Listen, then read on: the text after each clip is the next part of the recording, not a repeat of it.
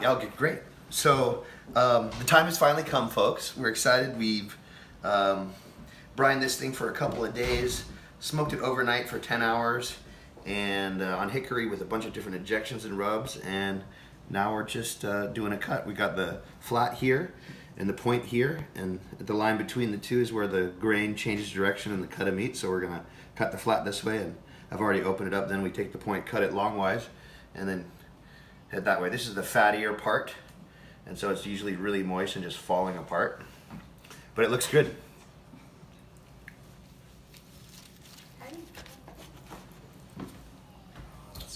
That's a good question, Jackson. So in the competition, the real trick is, even after all this cooking and all the abuse, if you lay it over your finger and lift it up, it needs to go.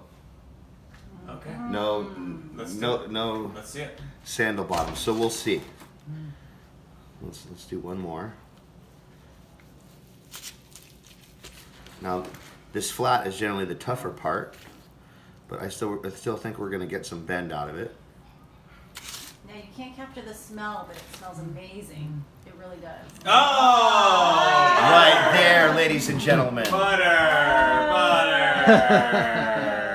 We're excited. And I'm excited to share it with you guys. So this is generally the tougher part. If that's doing that, then we're on a freight train to Flavor Town on the other side. All aboard! Buy me a ticket on that train. Ooh, it's great. And we have the exact right guests for this meal. Well, I think they'll appreciate it. And this goes well with red wine. I mean, if this We doesn't... like anything that goes well with red wine, to be honest. I don't get good, cheap red wine in Bali, so I'm going to indulge. We pretty much buy our food to match our So, wine, Rob, not the other way around. Yeah. I buy a quarter of a cow at a time. Fantastic. You and I are blood brothers. Kindred spirits. That's what I said. They're the perfect family to have. I smoke a quarter of a cow a week. Oh my gosh. In Bali. Yeah. Are you drilling over there? This one is next level soft. Look at that! It's just disintegrating as you're cutting it. Delicious. So, I haven't been making brisket. I've been making pastrami with the brisket. Now it's pretty similar. You're just doing a cure then, right? Correct. Okay, tell me more about that, because that's the So next time I Pape's hit got the cherry cure. Okay, he's with me. I use a couple tablespoons. So they give you a cherry cure that's got the salts and then the seasoning salt.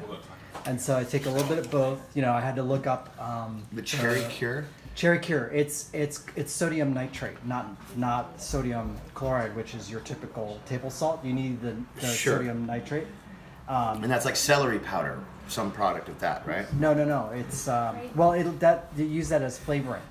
So Okay. I thought that was a natural nitrate. The curing learning. salts you buy at Pape's are for short-term stuff. So corned beef pastrami.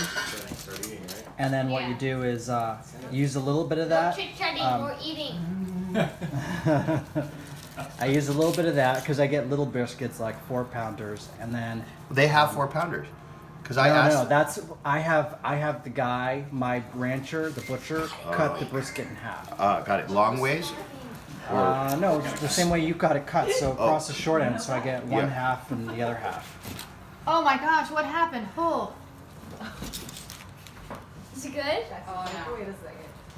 So the outside edges do have a bit of a kick to it, as far as That's fine. I'll take that part. Yeah. So the pastrami, as you cure it, then you're supposed to Let's get desalinate plates, it people. for a day, and Jackson, then where's you Let's slow go. cook it. Jackson. Let's chit chat, more eating. Yes. Woo! Oh, that's part of the story. Yeah. Jackson. Slow cook the pastrami, rest it, fridge, cool down, and then after you desalinate, that's when you put the rub on. How do you And then- desalinate? Soak it in water. Yeah, you just soak it in a big pot of water, and then okay, we can stop.